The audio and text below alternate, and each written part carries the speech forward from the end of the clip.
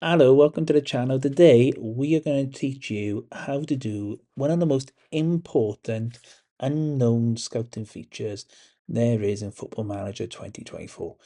I don't believe this is being covered anywhere else in the console area, but I think this is actually vital to a lot of things we misunderstand. So you know what? Let's crack on. Let's get ahead. I'm going to show you how to set it up now. Okay, so this is your team report. This is actually Manchester City. I've just done a tactic, which will be coming out soon. But this is their report. Wouldn't it be cool if you could get this information on your rivals? First thing we're going to do is go to a match. So I'm going to choose recent matches. You can see, look, they battered Chelsea and Crystal Palace 5-0. We're going to go to Chelsea and we're going to go and get a team report off Chelsea. So here you go. You can see here, if you right click with your analog stick, it'll bring up this menu. And it's not the team, it's scouting. So if we go to scouting, there you go. It says get team report. I'm telling you to do this way because it's the easiest and quickest way to get a team report. You can do this, by the way, on all the leagues. Anytime you see a team, right click, get a team report, and it will be like this magical scouting report you'll get. Now, watch, this is what happens. We're on the 2nd of June, so I believe it's going to take about 3 or 4 days. So we're going to go ahead a couple of days now, and hopefully we'll get the inbox later. On the 5th of June, Gary Worthington has provided a report at 5 to 5. He's on a Wednesday. He's had a couple of days to do it, so we asked him to do it on a Sunday, and he's got back to us on the Wednesday. So a couple of days isn't too bad. We're at the end of the season. Obviously, when you're starting off in a new league and not sure what you should be doing, this is when you should be doing it at the start of the season. But for this example, I'm showing you at the end of a season. So what we're going to do is go to the inbox item. Here we go. You can see here, Gary's told us these are the strengths, these are the weaknesses. Pretty standard. Lots of greens about reflexes and goalkeepers, strength in the team, leadership, but also weakness in passing, weakness in handling, not great communicators, poor corners, not great work rate. But ignore all that. That's not what we're here for. Can you see in the bottom of the box now is team report and data report. We're going to look at the team report today. So we're going to go down, scroll down here so you can see all this. Because we've done the whole season, by the way, it will give you a bit more information like an analyst. So it's saying your creativity, 9 of a total 22 assists in the last 20 games came outside the penalty area.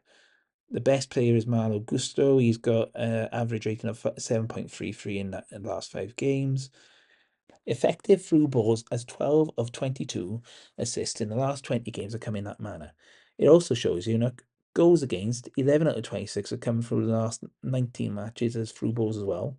And it's telling you that certain players are struggling for form. That's great, but that's not what we're here for again. Go down into the team report. Team report tells you tactics. Not only tactics, but roles. Really important. Nkunku has advanced forward with Sterling on inside forward and Madueke.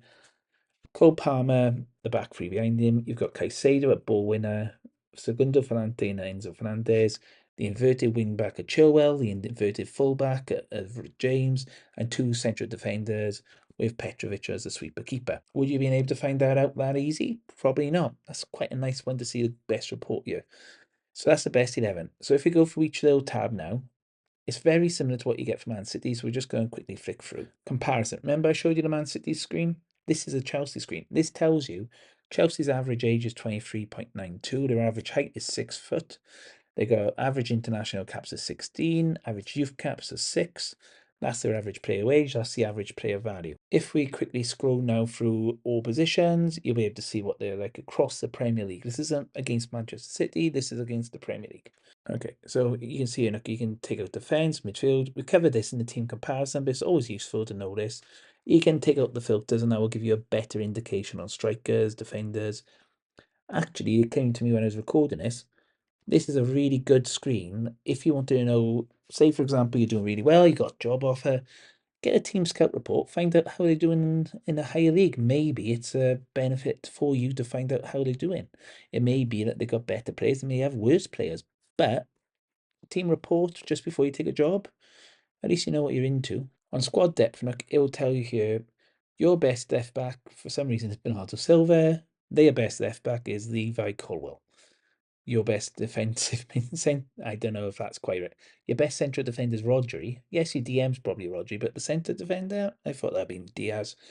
But still, Walker at right back, compare them to Reece James. it's giving you a little bit of a comparison. Obviously, we know Chelsea quite well if you play Football Manager and you play, the 42 players they've got, but at least it gives you an overall comparison between your team and the other team. At least you can see where they're stronger and where you might be a bit weaker. Quite useful, actually. Okay, so if you remember, I was just talking about the benefit using team reports for scouting. So this is why we use team reports for scouting. Really interesting. So when you're on here now, you can actually get the team reports into the views to actually help you. So if I go here, I'll show you what I've already got set up as a custom view. So loan external status.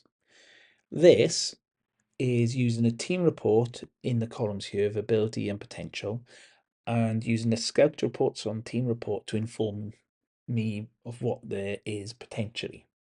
Now, I know what you're thinking. Why are you doing this? What's the benefit here? We're Chelsea, Man City playing Chelsea. Forget that. What we're going to do now is go into the non-league save, and I'm going to show you how this gets set up. So the benefit of taking a team report when you're in non-league is if you're in Vanarama South, Vanarama National League, you're looking at whether or not you can get players in that are interested to come join you, and you're trying to do it as quick as you can. So you need to get as many scout reports as you can. You've only got 2 members of staff probably, so it's not going to be that easy. But with a team report, you get 20 player reports instead of 1 scout report. That is a benefit if you can do this. So what we're going to do is go into all. You can do this on other filters. I'm doing it on all players. Just to clarify, you see there it says senior, reserve, all players. I'm just doing this on all players. So we're going to ask the ones that are actually you can happiness, unhappy, slight concerns, all those type of things. Really interesting filters you can have here. But we're going to just say loan listed.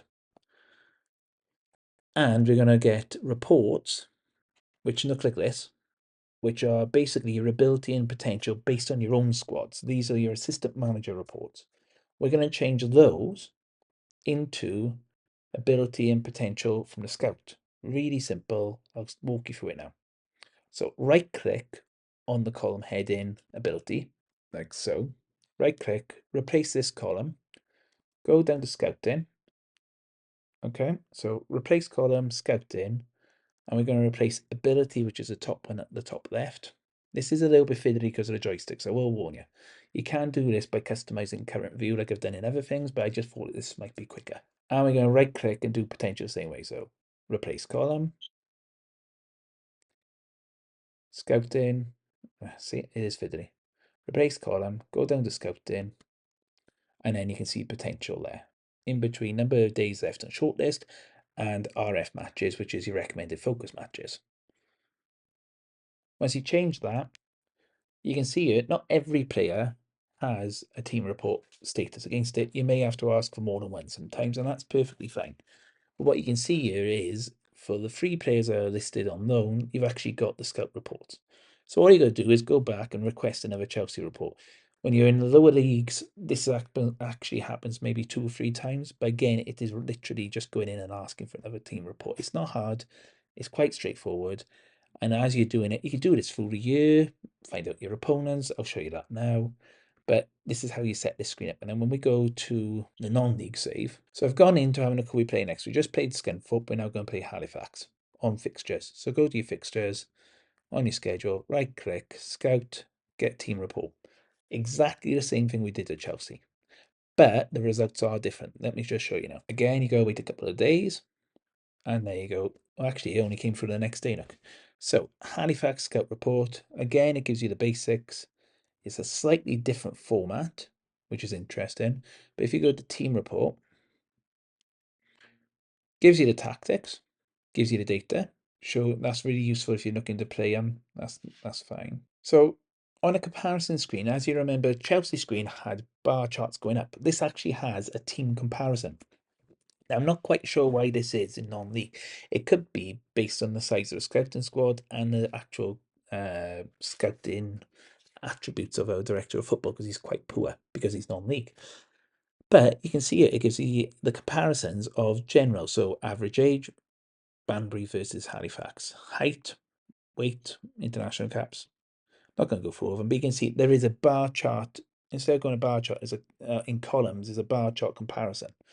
So you can see positions. We're better in a lot of all positions on decisions, first touch, passing, strength, work rate, dominating those areas. If you go into keepers, it'll say the same for keepers. It'll give you a rough idea what your keepers are doing. Your defense, you can see how your defense compares. You can see how your midfield compares. Attack, physicals, mentals, technicals. You get the gist.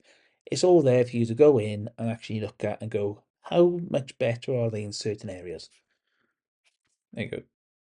So you can see here on the Reds, we're actually a much more technical team. We're better on a lot of technicals. They're not as good as us on the technicals, which I think is a pretty good thing for us to look at. You can have a cure at current abilities against your squad. Richardson's our best striker up front. If we were playing, we don't play 4-2-3-1, but if we were, that's what the best players are. You can see our best midfielder is much better than theirs. You can see our best defensive midfielder as well, still better. Keeper's about the same. Jedsteer is not as great, but he is there. We got Michael Hector at the back. We got a good right back as well. That is basically giving us a rough idea. It doesn't mean it's guaranteed because it's opinion and it's stars and it can be absolutely varied. But it just gives you a rough idea what you're dealing with here. If you found this useful, maybe you'll find one of these other videos quite useful, which helps people with scouting Wonder Kids or team reports. I don't know, we got loads, we got lots of playlists. Have them, check them out. Until next time, take care.